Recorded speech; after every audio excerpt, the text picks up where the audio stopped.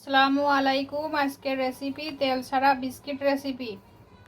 প্রথমে 1.5 কাপ আটা নিয়ে নিলাম। এবার চিনি গুঁড়া দিয়ে দিব।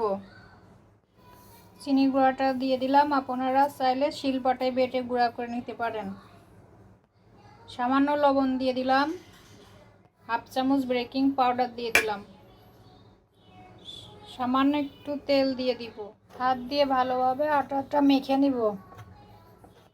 সামান্য একটু পানি দিয়ে ভালোভাবে মেখে নিব। আমার ডোটা মাখানো হয়ে গেছে। এবার বিস্কুটের শেপ দিয়ে দিব। রেডি হয়ে গেল আমার বিস্কিট। এটা ঢাকনা দিয়ে 15 মিনিটের জন্য ঢেকে দেব। আমি সরাসরি লোহার একটা তওয়ায় দিয়ে দিয়েছি। আপনারা চাইলে এর উপরে একটা প্লেট দিয়ে বিস্কিটগুলো দিয়ে ভাজতে পারেন।